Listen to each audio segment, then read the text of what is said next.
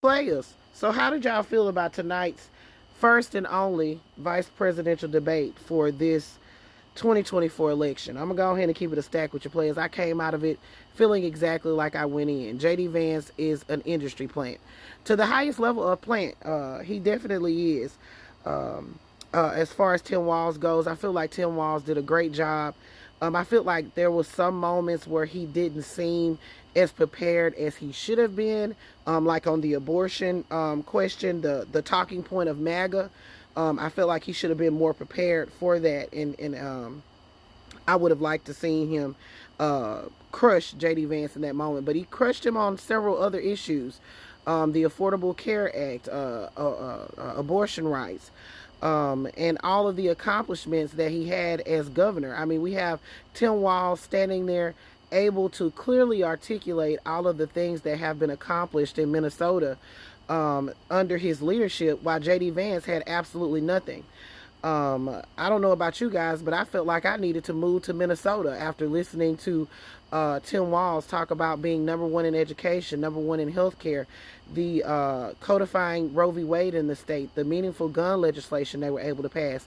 All of those things were done under Tim Walz's leadership, and Minnesota is better for it. On the other hand, we have J.D. Vance, who gave us word salad after word salad after word salad. They always accuse Kamala of this, but J.D. Vance, in my opinion, is the ranch dressing and the blue cheese on top of a word salad, honey, because he can definitely deliver one. And he did that time after time again tonight. I found myself asking myself after he answered a question, what exactly did he say? Did he ever get to it? If you notice, the moderators had to circle back to several questions when it came down to J.D. Vance because he never really answered the questions.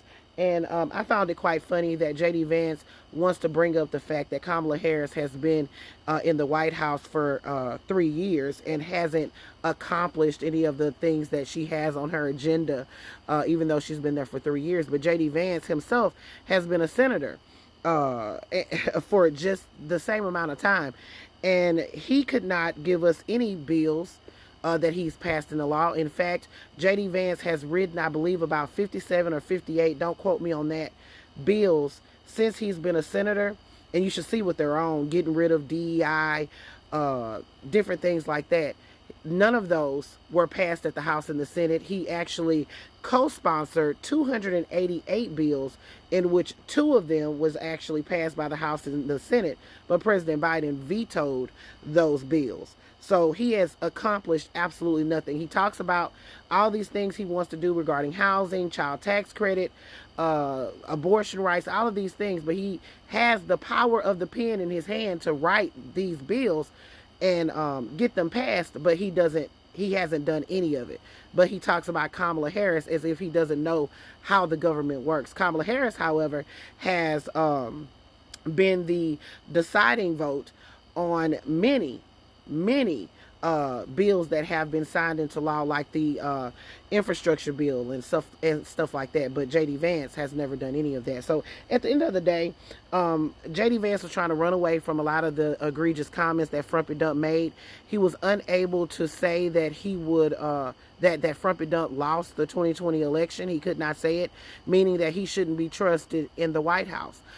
Because we don't know what happened if Frumpy Dump was to win the presidency. Will he leave in 4 years, or will J.D. Vance refuse to certify the election for the next president because Frumpy Dump wants to stay in power? That's not something or a position that the American people need to play with. All in all, I feel like Tim Walz did a great job. It was a good debate. A lot of people were saying it was boring. I didn't feel like it was boring. I felt like it was great.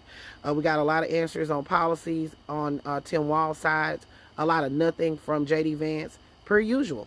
All right, players, put your thoughts in the comments. Let me know what you're thinking about this debate. This is Double D Mobile reporting once again for the Black Accurate News. Woo, I got kind of long-winded on that one, didn't I?